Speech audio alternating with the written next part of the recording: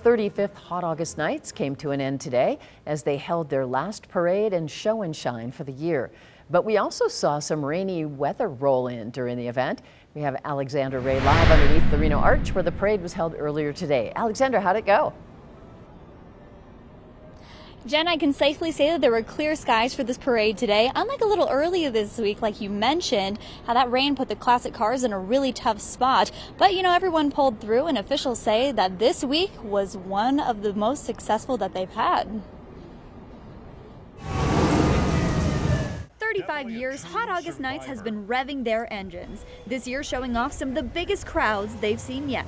We had record crowds and record people in the streets all over for the show and shine. The crowds are made up from people not only from all over the United States, but also from 3 different countries, including New Zealand, Canada, and Norway. Being the largest classic car event in the world, they wanted to be here. And even though the rain was pouring this week, nothing could rain on their parade. It's harder on some of the convertibles, but they did it. Everybody stayed. Nobody left here at all. They ended up cleaning up their cars, buffing them off. A few events were delayed because of the downpour, but when the rain stopped, everyone carried on through the event as usual. The only event that was canceled earlier in the week for safety was drag racing. But once the weekend hit, it picked right back up again. We went into Friday and Saturday.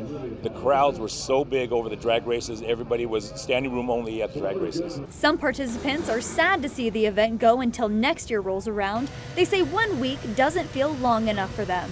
It's always sad to see it go. We're preparing for 2023, and we have so many positive people saying that they're going to come back for 2023.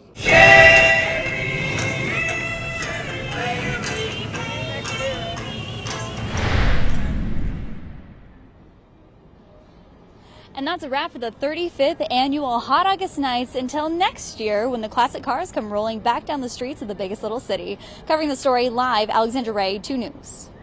So much fun. Thanks, Alexandra. While many people went to Hot August Nights to have a good time, the Reno Police Department was hard at work keeping things safe. During the event, Reno PD made a total of 12 arrests, 1 gross misdemeanor, 6 misdemeanors, and 5 DUIs. They also issued 38 citations. 23 were traffic citations, 15 were municipal or community court citations. Reno police say that while these took place near and in the venues associated with Hot August Nights, they may not have involved people actually attending the events.